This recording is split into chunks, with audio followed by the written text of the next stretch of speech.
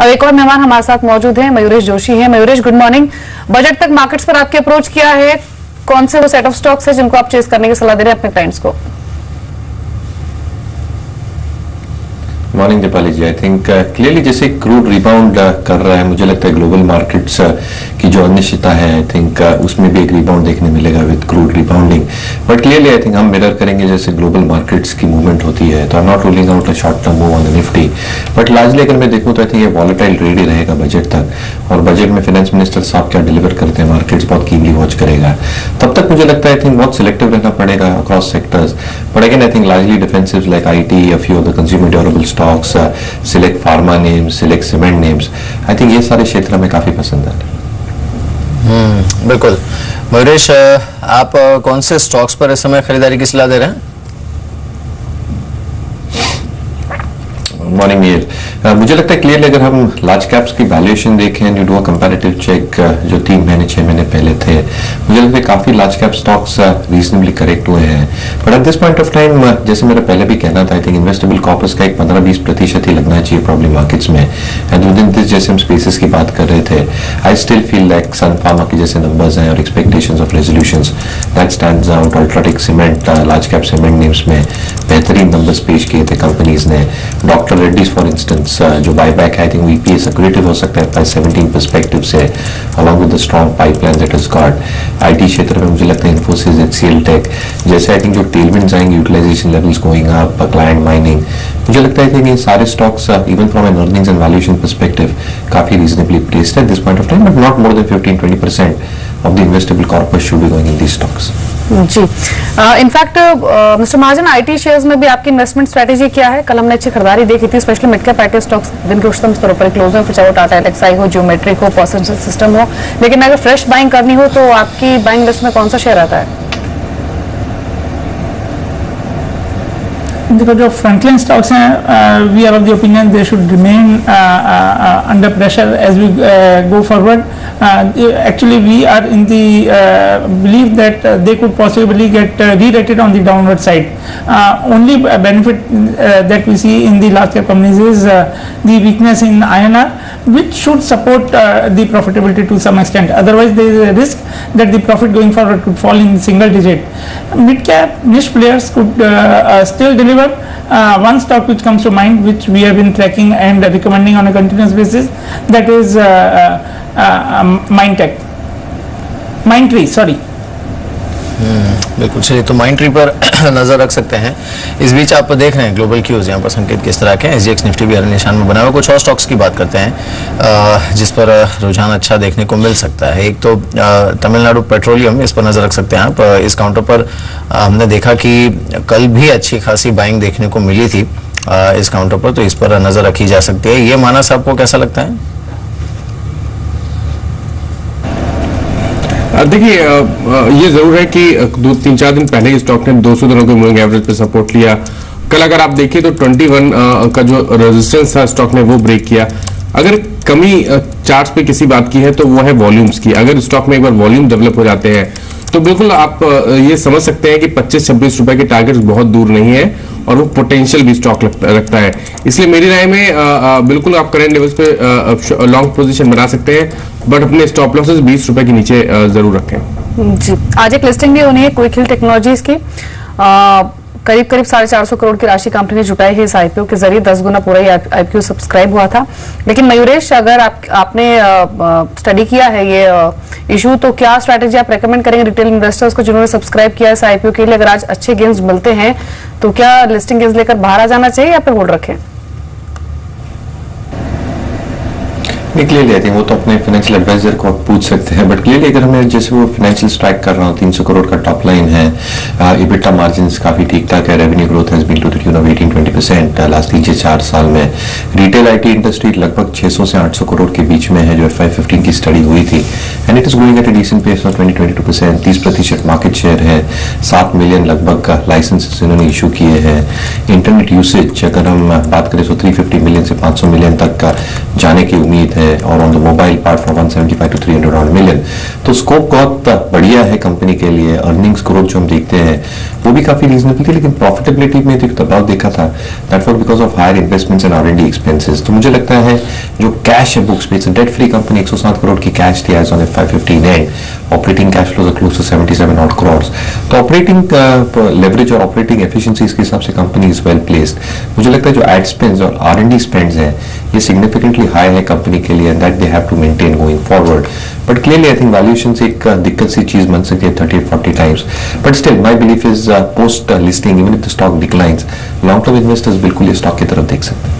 जी हाँ बिल्कुल। चलिए इस बीच कुछ ही देर में इंडिकेटिव टिक्स आएंगे, लेकिन उससे पहले एशियन स्टॉक्स में अच्छी मजबूती देखने को मिल रही है। सो उम्मीद बनी हुई है कि निफ्टी अटेम्प्ट कर सकता है 7200 तक चेस करने की। जो रेलवे रिलेटेड स्टॉक्स हैं विवेक, उसमें आपकी सबसे बड़ी बेट इस बजट से पहले कौन सा स्टॉक्स हैं? देखो उस स्पेस में there are very few stocks. हमने देखा है हमेशा रेलवे बजट से पहले थोड़ा बहुत इंटरेस्ट आता है, उसके बाद the stocks come under significant pressure. Yes, the focus of the current union government is going to be there on railways going forward. Last year itself we have seen significant interest or projects taking off in railway space. There are some stocks which have got some portfolio on the railway front. We believe these are the stocks which are going to benefit in long term basis. So two stocks which come to mind where railways may not be a significant portion of the portfolio. One is Bharat Forge and the other one is Siemens. Pure railway stock देखना है तो जी नहीं, stock ध्यान में नहीं आ रहा है। Never mind, all right. लेकिन चलिए अब 9 बज रहे हैं, सबसे पहले देख लेते हैं इस घंटे की हेडलाइंस क्या है।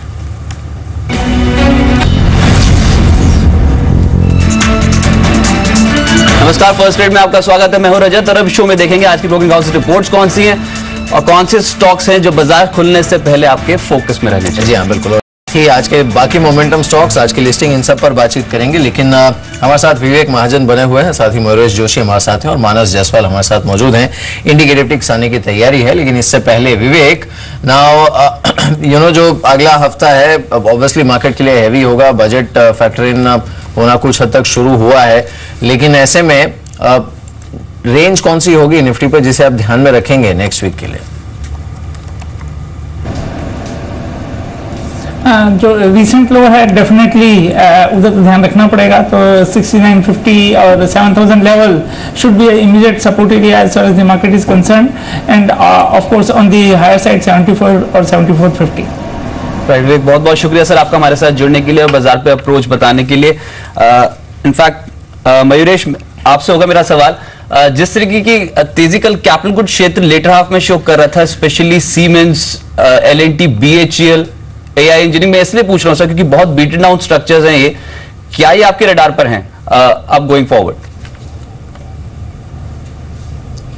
नहीं, क्लियरली आई थिंक हर एक स्टॉक को एक नजरिए से देखना पड़ेगा। BTG में बेल है, L&T is more to do with heavy engineering, metallurgical, hydrocarbons, Siemens I think again is in a mix of heavy engineering segments. तो क्लियरली अगर हम इस पूरे सेक्टर को एक बार देखें तो आई थिंक जैसे ऑर्डर फ्लोज आ रहे हैं थोड़े टेपिड से ही है, एग्जीक्यूशन इश्यूज अभी भी आई थिंक परसिस्ट करते हैं काफी बैलेंस शीट्स पे, और इसकी वजह से आई थिंक जो कैश फ्लोज है इतने स्ट्रॉन्ग नहीं है, and this is not going to improve. तो मुझे लगता है अगर एक प्ले लेना ही है तो I think L&T on declines is something that I will still be looking. चलिए, इंडिकेटिव एक्शन शुरू हो गया। 3700 के आसपास के बढ़त निफ्टी पे देखने को मिल रहा है। एशियन मार्केट से जो मजबूत क्यूज है उनका कहीं ना कहीं सहारा डेफिनेटली आज मार्केट को जरूर मिलेगा। सेंसेक्स 22 पॉइंट ऊपर है, रुपए की ओपनिंग हुई है 6838 के लेवल पे, यहाँ पर रुपए की ओपनिंग हुई है आज। ऑल टाइम हाई लेवल्स पे तो कहीं ना कहीं उसके बेहद करीब बने हुए हैं, लेकिन फिर भी 6838, और कल भी कहीं ना कहीं डॉलर बेचने की खबरें जो थी वो मार्केट पे थी कि बैंकों ने कुछ डॉलर्स बेचे ऊपरी स्तरों पर, लेकिन 68.47 के मुकाबले 68.38 के लेवल तो खुला मेरे। जी हाँ बिल्कुल, लेकिन जो आशंका बनी हुई है सभी के मन में इस समय वो है कि 70 तक भी ये जा सकता है। आशित पारेख हमारे साथ हैं। Quickly mister Parekh, morning to you. सुना obviously the fear is of ₹70 पर डॉलर, ये कब तक हो सकता है? देखिए, good morning to you. I don't think the fear should be there because we are seeing a very gradual move happening towards 70. So in my opinion, I've always expected 70. In fact, I'm looking at 73 by the next 3 to 6 months. I don't think we're going to see anywhere closer to even 65, 66 in the next 3 to 6 months. And On the contrary, if it dips down to 67 by any chance, then we should be able to buy very strong dollar rupee for a move back to 70, 72, 73. Currently, it's overvalued and by at least 5%, 6% from here. So a move to 72, 73 cannot be ruled out, and it should happen. Right, so बहुत शुक्रिया आपका हमारे साथ जुड़ने के लिए। और आपकी अप्रोच ये है कि 70-72 के लेवल्स को नकारा नहीं जा सकता और जिस तरीके की कमजोरी भी बनी हुई है वो गोइंग फॉरवर्ड अभी कैरी होती हुई नजर आएगी। लेकिन ऑलरेडी यहाँ पर बहुत स्ट्रांगली बढ़त पहले डॉलर में अब देख चुके हैं और 68.33 ये आज के कोट्स दिखाई दे रहे हैं। आज की तैयारी करते हैं साक्षी और साथ साथ अंचल मेरे सहयोगी इसमें मेरे साथ मौजूद है। सबसे पहले साक्षी आपके पास मैं आता हूँ, आज की ट्रेडिंग स्ट्रैटेजीज बताएं। आज बाजार पे तेजी आई तो कौन से स्टॉक ज्यादा तेज चलेंगे? शुक्रिया रजत। शुरुआत करते हैं लोकेश उपल की ट्रेडिंग आइडिया से और टाटा मोटर्स डीवीआर पर ये पॉजिटिवली आज के लिए बेट कर रहे हैं। टारगेट बताया 248 का, स्टॉप लॉस हम लगा सकते हैं 234 का। इसके अलावा एसकेएस माइक्रो फाइनेंस पर भी पॉजिटिवली बेट कर रहे हैं, ये टारगेट बताया 515, स्टॉप लॉस हम मेंटेन कर सकते हैं 500 का। इसके अलावा सिमी भौमिक की तरफ से आज की ट्रेडिंग आइडियाज है। अपोलो हॉस्पिटल्स पर खरीदारी की सलाह है इनकी, टारगेट बताया 1455 और स्टॉप लॉस बताया 1400 का। इसके अलावा ऑयल एंड गैस स्पेस से एचपीसीएल पर पॉजिटिवली बेट कर रही है, टारगेट बताया 732 का और स्टॉप लॉस हम मेंटेन कर सकते हैं 695 का। आज की आखिरी ट्रेडिंग आइडियाज जगदीश ठक्कर की तरफ से हैं, भारत फोर्ज पर ये खरीदारी की सलाह दे रहे हैं, टारगेट बताया 815 का और स्टॉप लॉस बताया है 770 का। इनकी आखिरी पिक वेदांता पर है, बिकवाली की राय दे रहे हैं यहाँ पर, टारगेट बताया 70 का, स्टॉप लॉस ऊपर में हम लगा सकते हैं 77 का। और इनफैक्ट वेदांता पे खबर भी है कि आज रेटिंग डाउनग्रेड किया एस&पी ने, उसका भी कहीं ना कहीं एक असर जरूर वेदांता पे पड़ेगा। मैं जी हाँ बिल्कुल, लेकिन ये जो स्टॉक्स हैं इनमें से देखते हैं कि आज कौन से स्टॉक्स ऐसे हैं जिस पर शुरू में ही मार्केट के शुरू में ही मोमेंटम देखने को मिलता है। आप इस लिस्ट में कोई और स्टॉक्स ऐड करना चाहेंगे क्या मानस? देखिए इस लिस्ट में दो स्टॉक मेरी नजर में है। पहला तो जी की बात करेंगे क्योंकि जी एंटरटेनमेंट के जिस तरह के चार्ट्स हैं, कल जब स्टॉक ने 350 रुपए के आसपास सपोर्ट लिया और वहां से जब रिकवरी दिखाई तो वहां पर वॉल्यूम देखने को मिले, तो मैं समझता हूं कि यहां पर अभी भी पोटेंशियल है। पॉसिबल स्टॉक 288 के लेवल्स को 388 के लेवल्स को टच करे जो कि 200 दिनों का मूविंग एवरेज है। तो मेरी राय में यहां पर एक लॉन्ग बनाने चाहिए 360 के स्टॉप लॉस के साथ। दूसरा स्टॉक केन इंडिया रहेगा। देखिए केन इंडिया में ऐसा लगता है कि अब कहीं ना कहीं 110 और 105 की रेंज में स्टॉक ने बॉटम बना लिया है। कल भी अगर आप देखें तो 120 के लेवल से अच्छा खासा बाइंग इंटरेस्ट देखने को मिला। हर्डल है 130 रुपए, बट पैटर्न को देख के लगता है कि 130 रुपए के लेवल्स आने वाले टाइम में ब्रेक होंगे। स्टॉक 135 रुपए के लेवल्स को टेस्ट कर सकता है। तो मेरी राय में यहां पर भी लॉन्ग बनाने चाहिए और अपने स्टॉप लॉसेस 120 रुपए के नीचे रखने चाहिए। और केन इंडिया खासतौर से इसलिए फोकस में आएगा क्योंकि इंटरनेशनल मार्केट पे 5.5% तेजी के साथ क्रूड बंद होता हुआ नजर आया। अंचल आप बताएं, ब्रोकिंग हाउसेस रिपोर्ट्स कहां पर वैल्यू आकर्षक समझते हैं ब्रोकर्स? बिल्कुल, देखिए बैंकिंग अभी सबके फोकस में और ब्रोकर्स भी बैंकिंग में फोकस करके चल रहे हैं। पहले पिक है नोम्यूरा की तरफ से आईसीआईसीआई बैंक पे, उन्होंने साफ तौर पे जो लक्ष्य है उसे बढ़ाया, लक्ष्य को बढ़ाकर अब 300 रुपए किया है और साथ ही उनका मानना है कि यहाँ जो मौजूदा स्तर है वहां से शेयर करीब 50% ये और बढ़त दिखा सकता है। काफी बुलिश अभी भी है आईसीआईसीआई बैंक में, स्पेशली जो अभी रिसेंट अनाउंसमेंट हुआ है कि रिटेल लोन्स पे ज्यादा फोकस रहेगा बैंक का। उनका मानना है कि अच्छा गेम चेंजर हो सकता है बैंक के लिए आने वाले दिनों में। इसके अलावा bank of America Merrill Lynch ने भी आईसीआईसीआई बैंक पे अपनी रिपोर्ट जारी की। उन्होंने बैंक की जो बेसिकली उन्होंने फंडामेंटल्स की बात की है बैंक के। पहले तो उन्होंने साफ तौर पे कहा जो नया मूव है रिटेल सेक्टर पे ज्यादा फोकस किया जा रहा है वो गेम चेंजर रहेगा, वो एक बड़ा ट्रिगर हो सकता है आने वाले दिनों में, क्योंकि कहीं ना कहीं जो रिटेल लोन्स है उस पर चिंता कम रहती है बैंक को, उस पर एनपीएस बढ़ने की चिंता कम रहती है, वो एक पॉजिटिव मूव रहेगा। साथ ही अभी फिलहाल ऐसा नहीं लगता कि बैंक को किसी भी तरह से पूंजी की जरूरत है, काफी अच्छी नकदी है बैंक के पास, तो उसका यूटिलाइजेशन कर रही है। तो overall bank of America Merrill Lynch और नोम्यूरा दोनों ही काफी बुलिश है आईसीआईसीआई बैंक पे। जेएनके बैंक पे क्रेडिट स्विस ने अपनी रिपोर्ट जारी की, उन्होंने आउट परफॉर्म रेटिंग को बरकरार रखा है, टारगेट दिया 85 का। ओवरऑल उनका मानना जो दिक्कतें थी बैंक के साथ कहीं ना कहीं अब ईज आउट होती हुई दिख रही हैं। तो डेफिनेटली नजर रहेगी एसेट क्वालिटी पे और प्रोविजनिंग का एक फैक्टर रहेगा जिसपे भारी नजर रहेगी, क्योंकि जेएनके फ्लड्स के बाद बैंक की प्रोविजनिंग काफी ज्यादा एस्केलेट होती हुई दिखी थी। लेकिन हाँ, यहां से अब आगे उनको लग रहा है कि बैंक यहां से परफॉर्म करता हुआ दिखेगा और ओवरऑल शेयर में भी तेजी रह सकती है। क्रेडिट स्विस ने मारुति सुजुकी के ऊपर अपनी रिपोर्ट जारी की है, आउट परफॉर्म रेटिंग बरकरार रखी है, टारगेट दे रहे हैं 5000 का और साफ तौर पर कहा है हर डिप पे इसको खरीदा जा सकता है, एक अच्छा बेट है, लॉन्ग टर्म इन्वेस्टमेंट के लिए एक अच्छा काउंटर और हर गिरावट को यूटिलाइज किया जा सकता है एक खरीदारी के मौके के तौर पे। और आखिरी रिपोर्ट मॉर्गन स्टैनली की तरफ से पिक्स आई हैं इंडिया में, इंडियन शेयर्स में उन्होंने टॉप पिक्स दिए हैं, उसमें Tata communication, Titan, HDFC bank, IndusInd bank, Jubilant foods, MNM और आयशर मोटर्स, ये वो 7 शेयर हैं जो उनके पसंदीदा शेयर हैं और एक अच्छी लंबी अवधि के लिए निवेश के लिए वो रिकमेंड कर रहे हैं। जी हाँ, तो ये कुछ ऐसे स्टॉक्स हैं जिस पर आप नजर रख सकते हैं। लेकिन प्राइवेट बैंकिंग स्पेस पर मयूरेश, आपकी टॉप पिक इस समय कौन सी है? क्लियरली अगर हम देखें तो एक क्लच ऑफ बैंक्स हमें पसंद आ रहे हैं, स्पेशली आफ्टर द रिजल्ट्स। मुझे लगता है जो डिस्क्लोजर्स बैंक्स ने दिए हैं और एक्सपेक्टेशन जो Q4 की रहेंगी थोड़ी सॉफ्ट रह सकती है, लेकिन मुझे लगता है आई थिंक HDFC बैंक जिसका एक रिटेल फोकस है, जिसके एडवांसेस ग्रोथ काफी रीजनेबली प्लेस्ड है, एप्पल एडवोकेसी रीजनेबली प्लेस्ड है, एक बहुत अच्छा विकल्प हो सकता है। सिमिलरली अगर ICICI बैंक, एक्सिस बैंक की हम बात करें तो मुझे लगता है जितने डिस्क्लोजर्स उन्होंने किए हैं and expectations of Q4 of slippages और रीस्ट्रक्चरिंग रिमेन द सेम, काफी कुछ asset quality issues I think tough out हो जाएंगे या पिक आउट हो जाएंगे बाय Q4। तो मुझे लगता है जैसे अर्निंग्स ग्रोथ रिकवर होती है, क्रेडिट ग्रोथ रिकवर होती है, ये सारे बैंक अर्निंग्स ग्रोथ रिफ्लेक्ट कर सकते हैं। तो clutch of these banks ICICI, Axis, HDFC bank. Right, in fact Manas आपने शहबाज अलाई में बोला कि बैंक ऑफ बड़ौदा के चार्ट्स बहुत स्ट्रांग लग रहे हैं, लेकिन कल इंटरेस्टिंग पैटर्न था ये ICICI बैंक, एक्सिस बैंक और साथ साथ इंडसइंड, कोटक, यस बैंक, निजी क्षेत्र के बैंक टूट रहे हैं। नोमुरा मानता है 300 का टारगेट लग जाएगा ICICI बैंक पे, टेक्निकल सेटअप क्या कहता है? वहां से तो बहुत नीचे है अभी।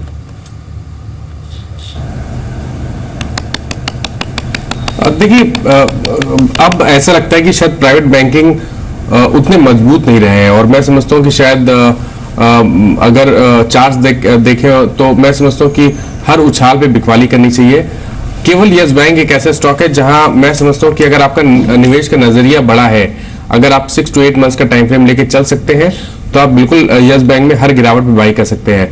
पर उसके अलावा अगर आप चार्ट्स देखेंगे तो वो बेरिश लगते हैं, स्पेशली ICICI बैंक में clearly lower top lower bottom देखे जा रहे हैं। कभी भी जब मार्केट रिकवर होता है तो ICICI बैंक रिकवर नहीं होता है, वहां पर सेलिंग प्रेशर हर हायर लेवल पे आता है। तो मैं समझता हूँ कि यहाँ पर भी अभी 180 और 175 तक के लेवल्स पॉसिबल है लोअर लेवल्स पे। तो अगर कोई बाउंड बैक मिले, स्टॉक 200 के लेवल्स को टेस्ट करने की कोशिश करे तो मैं समझता हूँ कि वहां पर आपको अपने लॉन्ग से एग्जिट होना है।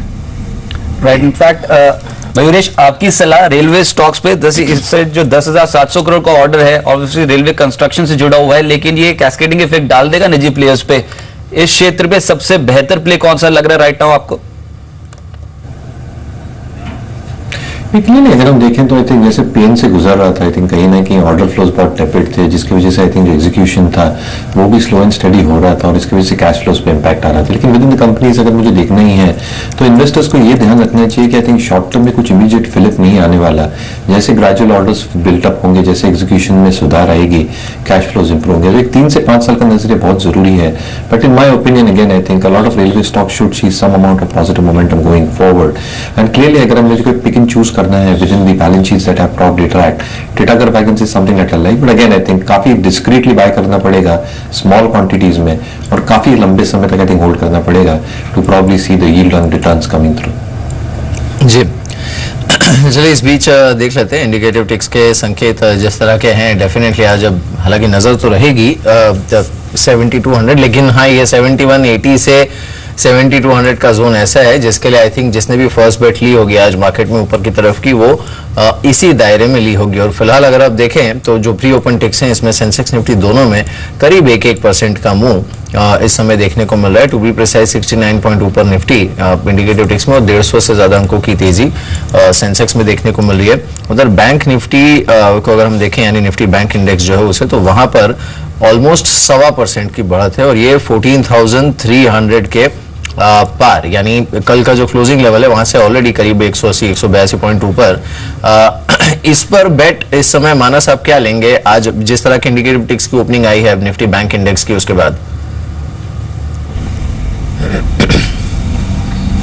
देखिए जैसे मैंने पहले कहा कि मैं बैंक निफ्टी में बहुत ज्यादा पॉजिटिव नहीं हूं और मैं समझता हूं जब तक 14,400 के लेवल्स ब्रेक ना हो यहाँ पर लॉन्ग पोजीशन नहीं बनानी चाहिए। अगर 14,400 के लेवल्स ब्रेक होते हैं तो आप बिल्कुल उम्मीद कर सकते हैं कि वहां से कम 400 से 500 पॉइंट की रैली देखने को मिलेगी, बट उससे पहले मैं नहीं समझता यहाँ पर ट्रेड लेना चाहिए।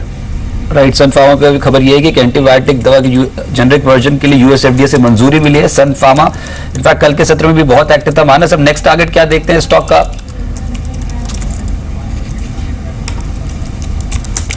देखिए सन फार्मा की जहां तक बात है एक पॉजिटिव चीज ये हो रही है कि करीब अगर 8-10 ट्रेडिंग सेशन देखिए तो स्टॉक 100 दिनों के मूविंग एवरेज के आसपास लगातार सपोर्ट ले रहा है। कल बाइंग इंटरेस्ट देखने को मिला, एक हडल दिखता है 865-870 की रेंज में। पैटर्न को देख के लगता है कि शायद ये हडल ब्रेक होंगे, स्टॉक कहीं ना कहीं 910-920 की रेंज में जाने की कोशिश करेगा। तो मेरी राय में बिल्कुल यहाँ पर लॉन्ग बनाए जा सकते हैं, बट स्ट्रिक्टली स्टॉप लॉसेस 840 के नीचे जरूर रखने चाहिए। मयूरेश, एविएशन स्टॉक्स पे स्पेशली जेट एयरवेज पे क्या सलाह है आपकी? कल इकरार है long term rating, short term rating यहाँ पर कंपनी की कुछ रिवाइज किया, अपग्रेड किया, क्या इंपैक्ट पड़ सकता है जेट एयरवेज पे? और एविएशन स्टॉक्स पे अभी व्यू क्या लेके चल रहे हैं सर आप?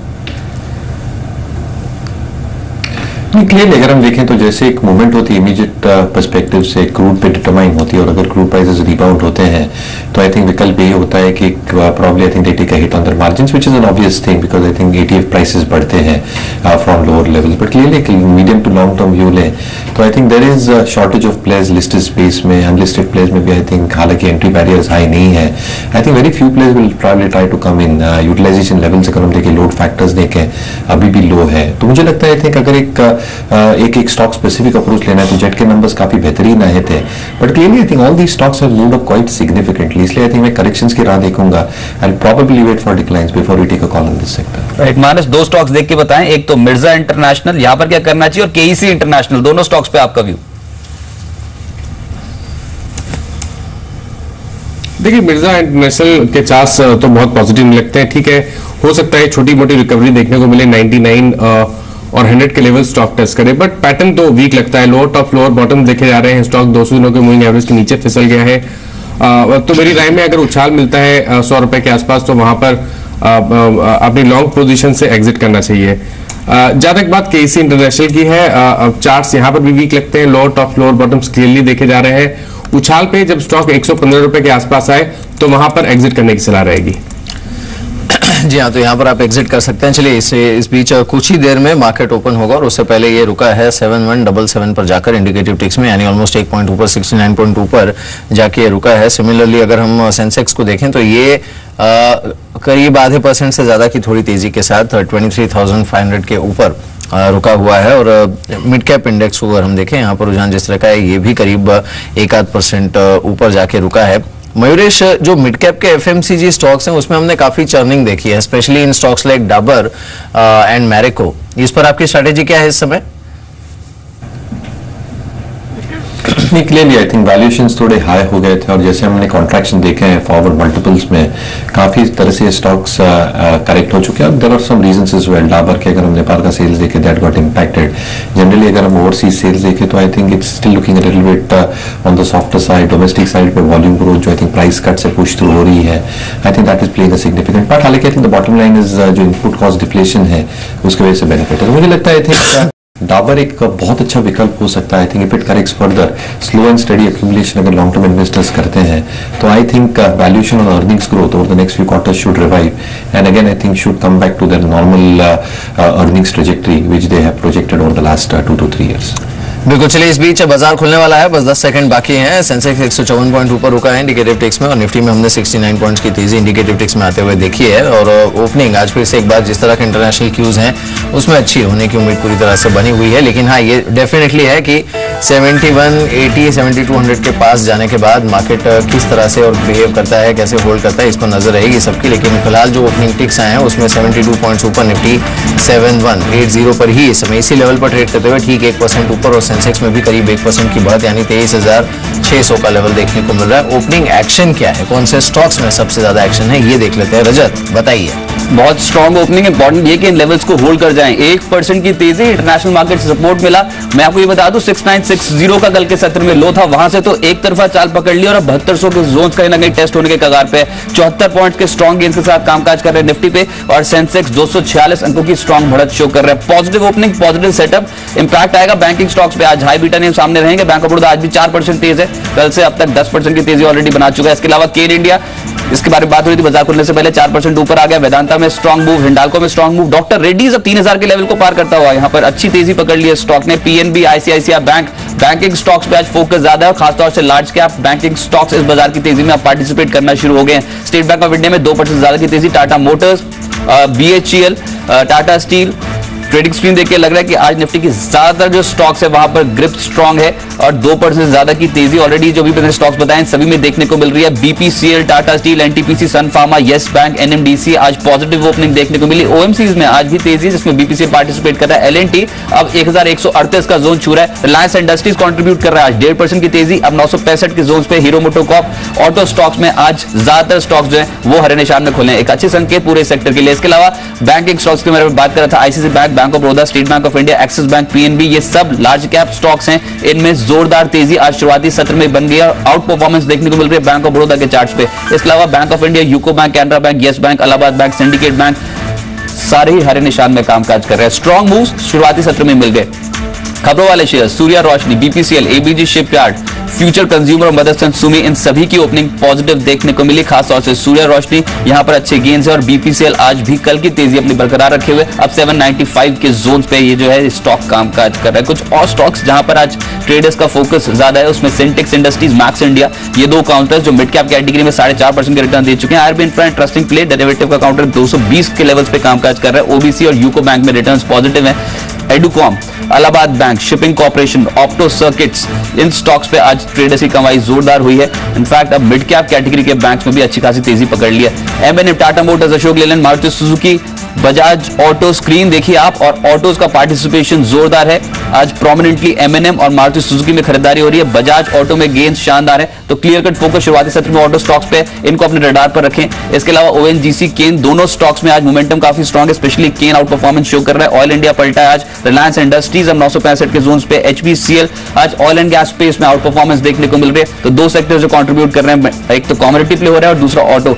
रेलवे स्टॉक्स बोला गया था आपको कि इनको फोकस में रखें आज। कालिंदी रेल, टीटागढ़ वैगन, सेप्को, टेक्स मैको रेल, एटलीस्ट शुरुआत इनकी बहुत बेहतर हुई है। अब देखते हैं यहां से पकड़ मजबूत करते हैं कि नहीं, लेकिन ये सेक्टर कल भी चढ़ा था, इसको अपने ध्यान में जरूर रखें। आज टीटागढ़ वैगन और कालिंदी रेल दो ऐसे स्टॉक्स जो इस स्पेस में आउट परफॉर्म कर रहे हैं। 10,700 करोड़ के रेलवे कंस्ट्रक्शन ऑर्डर को सीसीए की मंजूरी मिली है।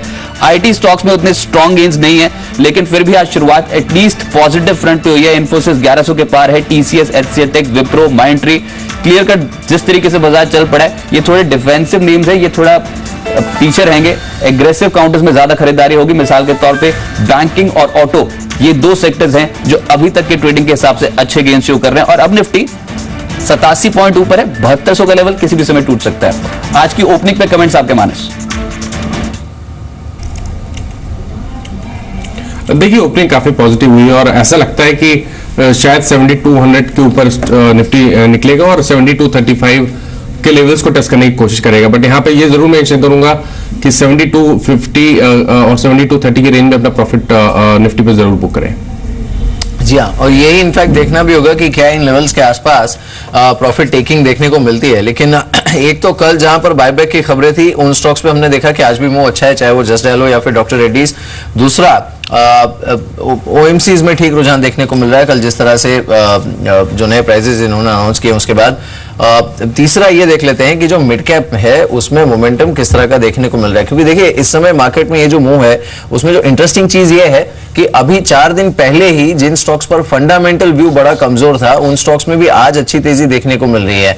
अब मिसाल के तौर पे अगर आप एलएनटी को देखिए, अब 4 दिन पहले कन्विक्शन बहुत ज्यादा दिख नहीं रहा था, लेकिन आज क्योंकि इंडेक्स में अच्छा मूव है तो उसमें ये भी पार्टिसिपेट कर रहा है, 2.5% ऊपर है, 7200 के लेवल को पार कर गया। 92 पॉइंट्स के स्ट्रॉन्ग गेन्स के साथ कामकाज हो रहा है। 7200 इंपॉर्टेंट साइकोलॉजिकल लेवल, उसके ऊपर आके ट्रेड करना शुरू कर दिया है। और कंट्रीब्यूशन देखिए आप जिस रफ्तार से चढ़े आज बैंकिंग स्टॉक्स और ऑटो स्टॉक्स, यहां से प्रोमिनेंटली खरीदारी हो रही है। बैंक ऑफ बड़ौदा 4.5% ऊपर है। निफ्टी के स्टॉक्स के बारे में बात कर रहा हूं, हिंडाल्को, वेदांता, केन इंडिया, ये इंडेक्स के टॉप गेनिंग लिस्ट में शामिल है और इनके कारण आज जबरदस्त तेजी होती हुई नजर आई। मानस अब 7200 के लेवल के ऊपर है, 7204। सर आज के लिए रणनीति बनानी और अभी ट्रेड करना हो तो क्या करें?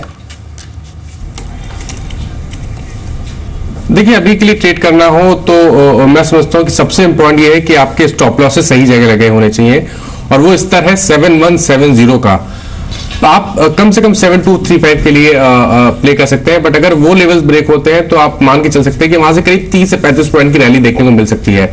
इसलिए मेरी राय में टारगेट से ज्यादा इंपॉर्टेंट अब स्टॉप लॉस हो चुका है और वो स्टॉप लॉस 7170 का होना चाहिए। बिल्कुल बिल्कुल, टिपिकली वो ट्रेलिंग स्टॉप लॉस ही ऐसे मार्केट में देखने को मिलता है। लेकिन बैंक ऑफ बड़ौदा इनफैक्ट इस समय निफ्टी का टॉप गेनर है, ये 5% ऊपर है और इसमें कल इनफैक्ट आपको याद होगा रजत, हमारी जब ईडलवाइज के चेयरमैन रसेश शाह से भी बात हो रही थी, उन्होंने भी यही इंडिकेट किया था कि बैंक ऑफ बड़ौदा जैसे केसेस में क्या हुआ है कि bank came out in the open और उन्होंने एक साथ पूरा राइट ऑफ करके ये चीज कह दी कि अब एटलीस्ट हमारी बैलेंस शीट में आगे कोई प्रॉब्लम देखने को नहीं मिलेगी, तो मार्केट इसे प्रीमियम दे रहा है, जबकि एक्चुअली वो सबसे बड़ा राइट ऑफ है जो उन्होंने रिपोर्ट किया था। तो वो स्टॉक के प्राइस में रिफ्लेक्ट हो रहा है। और आप देखिए इसका इनफैक्ट एक वीकली चार्ट देखते हैं बैंक ऑफ बड़ौदा का, इसने किस तरह से रिजल्ट्स के बाद लो हिट किया था पिछले हफ्ते और उसके बाद जो उसकी रिकवरी शुरू हुई है उसमें ये कहां तक पहुंचा है, 144 के आसपास। ये सबसे बड़ी चीज है।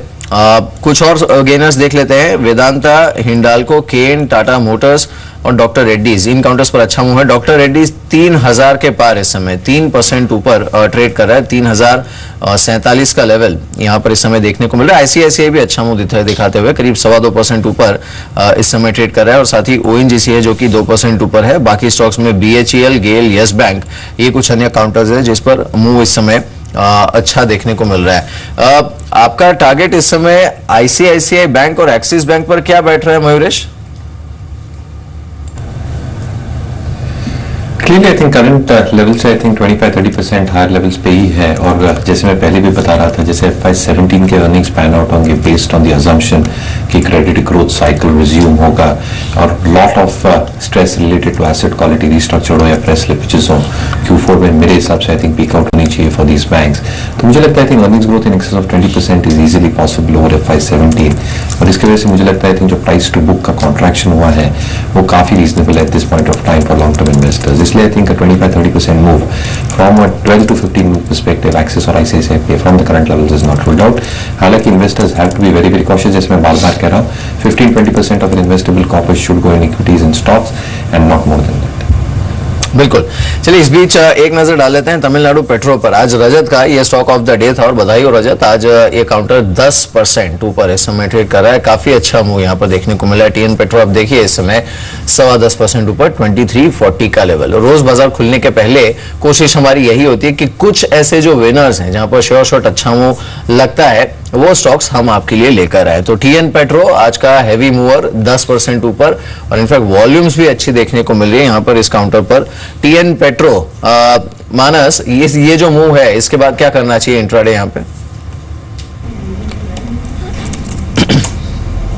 देखिए इंट्राडे ट्रेडर अगर आप हैं तो मैं समझता हूँ थोड़ा इंतजार करें। स्टॉक करेक्ट हो 22 रुपए 90 पैसे 22 रुपए 70 पैसे की रेंज में है तो वहां पर बाई करें और उस केस में स्टॉप लॉसेस 22 रुपए के आसपास रखें और टारगेट 25 रुपए के सेट करके चले। राइट। इनफैक्ट कुछ और स्टॉक्स, एबीजे शिपयार्ड खबर के बलबूते चला है, आज 13% ऊपर है। मिड कैप्स कैटेगरी के स्टॉक्स एकदम से चलते हुए नजर आ रहे हैं, अच्छी तेजी। एक बार शुगर स्पेस देख लेते हैं कैसा परफॉर्मेंस कर रहा है, क्योंकि बाजार इंडिकेटिव एक्शन में शो कर रहा था कि धामपुर शुगर जैसे स्टॉक्स तेज हो सकते हैं। बजाज हिंदुस्तान, रेणुका शुगर अब 4.5% ऊपर, बजाज हिंदुस्तान में 6.5% के रिटर्न्स मिल रहे हैं। इनफैक्ट ज्यादा स्टॉक्स जो है वो शुगर स्पेस में आज पॉजिटिव है, अच्छी खरीदारी हो रही है। आपका क्या व्यू है मयूरेश के इन लेवल्स पे? कोई स्टॉक जो आपके ब्रोकिंग हाउस ने रिकमेंड किया हो क्लाइंट्स को शुगर स्पेस में? नहीं, क्लियरली आई थिंक जैसे हम मूव देख रहे हैं इट इज पॉसिबल ये स्टॉक्स यहाँ से भी चल सकते हैं और जैसे क्रशिंग सीजन रिज्यूम हो चुका है, जो एक्सपेक्टेशंस है प्रोडक्शन आउटपुट की, जैसे डिमांड कॉन्ट्रैक्शन की हम बात कर रहे हैं world wide in terms of how Brazil supplies are coming through, मुझे लगता है I think the next sugar season will be much better sugar कंपनियों के लिए in terms of both pricing और जैसे आई थिंक गवर्नमेंट ने इनकी सब्सिडी बर्डन रिड्यूस की in terms of how their subsidy pay outs have happened, मुझे लगता है I think balance sheets will start improving from the coming sugar season. हालांकि I think जो हम एक रैली देख रहे हैं दैट इज मोर और less to do with how the sugar prices have firmed up, but अगर आई थिंक प्रोडक्शन कम होता है in the coming sugar season and demand probably stays at the same current level, मुझे लगता है और भी फर्म अप होने के चांसेस है, but it's too early to call because it's a commoditized business at the end. मुझे लगता है काफी सिलेक्टिव रहना पड़ेगा within the space itself and अगर हम डिस्टिंग्विश करें between UP and south based mills या महाराष्ट्र बेस्ड मिल्स, मुझे लगता है Balrampur Chini is better placed within the sugar placed mills in the UP section. बिल्कुल। चलिए हमने आज बाजार खुलने से पहले कुछ स्टॉक्स पर बात की थी जहां पर न्यूज है और उसके चलते मोमेंटम है, उन स्टॉक्स को भी देख लेते हैं। एक तो मैक्स इंडिया को देखते हैं, यहाँ पर इनफैक्ट एक हैवी ट्रेड ओपनिंग में एक हैवी बल्क डील भी हुई है। ये काउंटर करीब 5% ऊपर इस समय 362 पर ट्रेड करते हुए। फ्यूचर कंज्यूमर यहाँ पर भी जो हिस्सेदारी के एक्सचेंज की खबरें हैं उसके बाद हमने देखा अच्छा मूव, ये आज भी करीब 2.25% ऊपर इस समय ट्रेड करते हुए। बाकी काउंटर्स जिस पर हमने मोमेंटम देखा था इसमें HDIL, Just Dial, Valecha Engineering, Persistent Systems, ये कुछ अन्य काउंटर्स हैं जिस पर मूव अच्छा। जस्ट डायल आज भी करीब 6.25% ऊपर इस समय ट्रेड करते हुए, वलेचा के काउंटर पर 1.25% का मूव इस समय देखने को मिला और साथ ही परसिस्टेंट और एक काउंटर है जो कि इस समय ठीक मूव दिखाते हुए करीब 0.5% ऊपर। कुछ और स्टॉक्स देख लेते हैं जिस पर मूव अच्छा है। इसमें IVRCL और कोल्टे पाटिल, इन पर भी इंटरेस्टिंग मूव देखने को मिल रहा है और साथ ही प्रिज्म सीमेंट और गैमन इंफ्रा, इन स्टॉक्स को अगर हम देखें तो यहां पर भी बाजार के शुरुआती दौर में इंटरेस्टिंग मूव देखने को मिल रहा है। ये जो सीमेंट स्टॉक्स हैं इसमें स्टोरी बड़ी स्टॉक स्पेसिफिक, रीजन स्पेसिफिक तरीके से प्ले आउट हो रही है। इसमें मयूरेश आपकी बेट कहां पर है? क्लियरली अगर हम एक नेशन वाइड प्ले देखें, जैसे मैं पहले भी कह रहा था, आई थिंक अल्ट्राटेक का जैसे एक प्रेजेंस है अक्रॉस द कंट्री, जैसे इनकी कैपेसिटी FY17 में एक्सपेक्टेड है अराउंड 71.2 MTPA। मुझे लगता है जैसे इनपुट कॉस्ट कम हो रहा है क्योंकि पेटको कंजम्पशन बढ़ रहा है in terms of their inputs, and clearly I think freight and power cost are coming down. Realisation अगर स्टेबल होते हैं over the next few quarters और जैसे डिमांड रिवाइवल आती है जो हम उम्मीद कर रहे हैं specifically for infra and the housing side, I think UltraTech can be a big beneficiary. But अगर एक डाइवर्स प्ले लूं even in the south based companies, मुझे लगता है ओरिएंट सीमेंट भी एक बहुत अच्छा विकल्प हो सकता है। जैसे उन्होंने एक नई कमीशनिंग की है गुलबर्गा में, I think overall capacity will go in excess of 8.5 MTPA और मुझे लगता है जैसे रियलाइजेशंस इंप्रूव होंगे एंड जैसे इनकी प्रॉक्सिमिटी है probably to the regions that they are supplying in Andhra Pradesh, Telangana and Maharashtra, I think ये कंपनी बहुत बड़ी बेनिफिशियरी हो सकती है अगले 2 सालों में। तो अगर मुझे लार्ज कैप से चुनना है तो UltraTech, mid and small cap I think Orient cement is a very good play. Right Manas, कुछ खरीदारी करेंगे इस मार्केट में एक अच्छी खासी तेजी के बाद 7194 के लेवल पे अभी भी टिके हुए, क्या कोई ट्रेड इनिशिएट किया जाए? आपने निफ्टी के लिए बोला या स्टॉक स्पेसिफिक? नहीं सर, कोई भी व्यू जो इस समय आपका मार्केट स्पेसिफिक हो या फिर कोई भी स्टॉक जो अभी आप अपने व्यू बना के चल रहे हो, क्या खरीदारी करेंगे इस लेवल पे? देखिए मैं समझता हूं कि मेटल और माइनिंग स्पेस ऐसा है जहां पर एक शॉर्ट टर्म बॉटम बना है, तो ये स्टॉक ऐसे हैं जहां पर आप लॉन्ग बना सकते हैं। इसमें से अगर फेवरेट बोलेंगे तो 2 स्टॉक मैं समझता हूं, एक तो वेदांता और दूसरा हिंडाल्को। हिंडाल्को अगर आप देखेंगे तो जो 6850 का रेजिस्टेंस है स्टॉक ने वो ब्रेक किया है, वॉल्यूम बेहतर देखने को मिल रहे हैं, तो आप उम्मीद कर सकते हैं कि अगर 1 से 2 दिनों की बात करें तो 7250 तक के टारगेट्स पॉसिबल है। तो मैं समझता हूं कि यहां पर लॉन्ग बनाने चाहिए, 66 का स्टॉप लॉस रखें। उसी तरह वेदांता अगर आप देखिए, वेदांता के बारे में हम लोगों ने पहले भी डिस्कस किया, ऐसा लगता है कि बेस बना है 60 रुपीज के आसपास। स्टॉक अगर अपना 50 दिनों का मूविंग एवरेज जो कि 77.25 के आसपास है उसको ब्रेक कर लेता है तो आप कम से कम 90 रुपए के टारगेट के लिए प्ले कर सकते हैं और उस केस में अपने स्टॉप लॉस 72 के नीचे लगाने चाहिए। जी, इस बीच और एक काउंटर देख लेते हैं जो कि इस समय अपने इंट्राडे हाई पर है, वो है एसएल प्रोपैक। हालांकि एसएल समूह की कंपनी, हमारे समूह की कंपनी, लेकिन मोमेंटम अच्छा देखने को मिल रहा है। यहाँ पर इस समय ये काउंटर इंट्राडे हाई पर ट्रेड कर रहा है, 143 का लेवल इस समय यहाँ पर है। एसएल प्रोपैक आपको कैसा लग रहा है मानस? क्योंकि ये वैसे भी अगर आप हिस्टोरिकली भी देखें पिछले 1 आध साल में तो ये सॉलिड मूवर रहा है और ठीक वॉल्यूम्स के साथ कंसिस्टेंट बाइंग इसने देखी है। Obviously on a volatile day ये भी अफेक्ट होता है। एसएल प्रोपैक कैसा लग रहा है आपको? देखिए इसमें कोई शक नहीं कि लॉन्ग टर्म चार्ट्स अभी भी अच्छे लगते हैं। ये जरूर है कि काफी समय से स्टॉक 170 के आसपास रेजिस्टेंस फेस कर रहा है, बट जब लॉन्ग टर्म चार्ट्स देखते हैं तो ऐसा लगता है कि कंसोलिडेशन के बाद एक ब्रेकआउट देखने को मिलेगा और स्टॉक कोशिश करेगा 200 रुपए के लेवल्स को टेस्ट करने के लिए। बट ये एक लॉन्ग टर्म व्यू है जो कि 8 से 10 महीने में पॉसिबल है। जहां तक बात ट्रेडिंग की है, आज के बाउंस बैक को देख के लगता है कि स्टॉक रिकवरी अभी और दिखा सकता है। 147 148 के लेवल्स टेस्ट कर सकता है जो कि 200 दिनों का मूविंग एवरेज है। तो ट्रेडर अगर आप हैं तो 140 के स्टॉप लॉस से स्टॉक को बाय कर सकते हैं। आज के फास्ट मनी की कॉल थी पिडिलाइट, ये स्टॉक अब 620 के लेवल पे, और इनफैक्ट इस स्टॉक ने इंपॉर्टेंट ये कि अगस्त 2015 के लेवल्स को ब्रीच कर दिया, वन वे ट्रैक पे चल पड़ा 623 के लेवल्स पे। मानस कैसा लग रहा है और क्या लगता है यहां से तेजी बढ़ेगी या फिर जिनके पास पोजीशन है वो अभी प्रॉफिट बुकिंग कर लें सर, क्योंकि कल भी यहां पर अच्छी खासी तेजी के साथ बंद हुआ था स्टॉक? देखिए ट्रेडर अगर आप हैं तब तो प्रॉफिट बुक करना चाहिए क्योंकि 2 दिन का एक स्मार्ट मूव मिल गया है। लेकिन अगर आप इन्वेस्टर है या तो आपका नजरिया बड़ा है 6 to 8 मंथ्स का, तब तो बहुत ही बेहतरीन चार्ट्स लगते हैं। 200 रुपए से 600 तक हमने रैली देखी, एक बड़ा कंसोलिडेशन देखा और इस कंसोलिडेशन का ब्रेकआउट आने वाला है। और अगर इस कंसोलिडेशन का ब्रेकआउट आएगा तो जो नेक्स्ट टारगेट आते हैं वो करीब 820 830 की रेंज में आते हैं जो कि आने वाले 1 साल में अचीव हो सकते हैं। तो मेरे हिसाब से पोर्टफोलियो में रखने ऐसा स्टॉक है। और अगर आप स्टॉप लॉस रखना चाहते हैं तो वो 575 के स्तर होंगे जिसके नीचे आपको स्टॉप लॉस रखने हैं। जी, इस बीच कुछ और स्टॉक्स देख लेते हैं। पटेल इंजीनियरिंग और ड्रेजिंग कॉर्पोरेशन, ये कुछ ऐसे काउंटर्स हैं जिस पर इस समय मूव देखने को मिल रहा है। और साथ ही जो मिड कैप के हेवी मूवर्स हैं, इसमें परफॉर्मेंस अब भी एटलीस्ट जो टॉप गेनर्स हैं उसमें अच्छा बरकरार देखने को मिल रहा है। मयूरेश, चलते चलते आपसे आखिरी सवाल, अगर 7200 के ऊपर निफ्टी होल्ड कर जाता है आज के दिन में, एटलीस्ट इसका अटेम्प्ट ये हो सकता है करे, इन दैट केस आपकी स्ट्रैटेजी क्या होगी? क्लियरली जैसे मैंने पहले भी कहा है, आई थिंक इन्वेस्टेबल कॉर्पस का एक 15% लगना चाहिए। And again I think you should wait for declines out to the market, क्योंकि जैसे ग्लोबल अनसर्टेनिटीज हैं, you are not really sure with we are really out of the woods. Crude की जैसे एक हम मूवमेंट देख रहे हैं, probably because of freeze in production levels. I think मुझे लगता है I think that is creating a rebound in global markets, और इंडियन मार्केट्स मिरर करेंगे। तो आई थिंक एक स्टॉक स्पेसिफिक अप्रोच रखना बहुत जरूरी होगा। वैल्यूएशंस काफी अट्रैक्टिव हो गए काफी सेक्टर्स में, काफी स्टॉक्स में, लेकिन I think you will have to follow bottom up approach. इसलिए stock specific approach and investing just 15 to 20% of your corpus. Mayuresh, बहुत शुक्रिया आपका हमारे साथ जुड़ने के लिए, बाजार पे अप्रोच बताने के लिए। आशीष केलकर साहब जुड़े हैं प्रेसिजन